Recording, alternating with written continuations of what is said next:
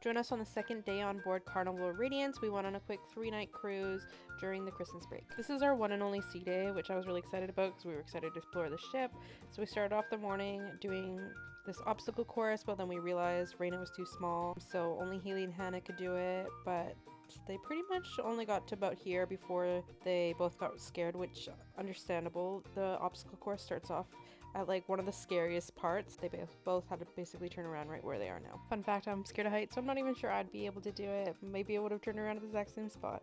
And then we went to Seuss-a-Palooza. I'm pretty sure that's what it's called. It's a cat in the hat parade. So it starts off with you thinking, well, I didn't know anything about it, so I thought we were going to spend this whole time in this pub area, and we were only there for the most 10 minutes. So it starts off with Thing 1 and Thing 2 coming out, and then Sam I Am comes out, and then they're like, Cat in the Hat, come out, and Cat in the Hat doesn't come out. So the parade is everybody in the pub, all the kids and their family, marching to a theater to go find Cat in the Hat. I really liked this. It's probably super annoying to everybody else on the cruise that was like on that floor at that moment, but yeah, so it takes you into the Liquid Lounge, which I hadn't been into before the parade, so that was nice. And then you get into there, you sit in your seats, and then they do a little kind of a skit for you to carry on with what they were doing in the pub. And then they read Horton Hears a Who, which was on a separate activity on the agenda. It's neat that they tied it all into one, but technically you could have just come in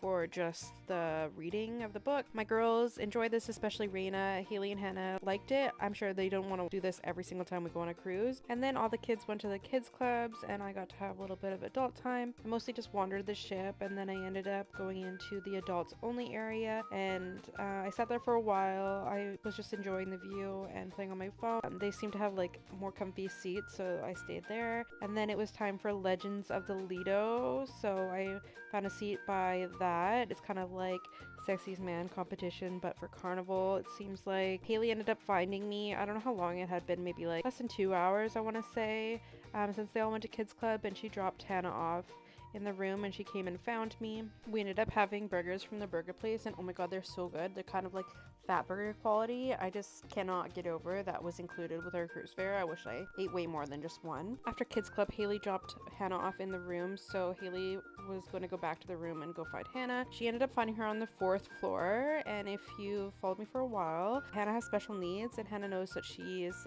allowed to stay in the room by herself, but she's not supposed to leave. But something unpredictable happened, and it was nobody's fault. And I have reflected on my own choices, like should Hannah be alone in the room, and under normal circumstances, yes, she would be fine in the room. So I don't think that I should not allow her to be staying in the cruise room, but this is what happened. Raina wanted to leave Kids Club.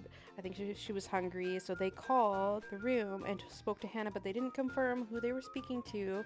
They just told her to come pick Raina up, and I've talked to Hannah on the phone. She does not sound like an adult, and they're very particular on who can pick it up, so I'm still pretty offended that they wouldn't confirm that they were talking to me when they phoned. So the reason Hannah can't leave the room is because she would get lost. There's lots of stories I could tell you about Hannah getting lost in situations where it's really easy and she shouldn't get lost. Anyways, so Hannah goes up to Kids Club, tries to get Raina. Thankfully, they did not give Raina to Hannah, because then they would have both been lost potentially, but actually I feel like Raina would have found her way around. Hannah probably would have been more safe, but that's beside the point. And then when I go to get Raina, they're kind of giving me attitude because Hannah went to go get her, as if it wasn't their fault that all happened. So needless to say, that was the one and only time Raina went to Kids Club. But anyways, we're moving on. Next, we went to dinner, and I tried to get as similar of meals as I could to the Royal Caribbean cruise I was on in November.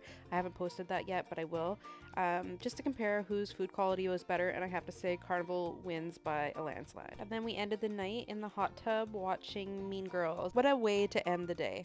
Make sure you hit that follow button for day 3 at Ensenada.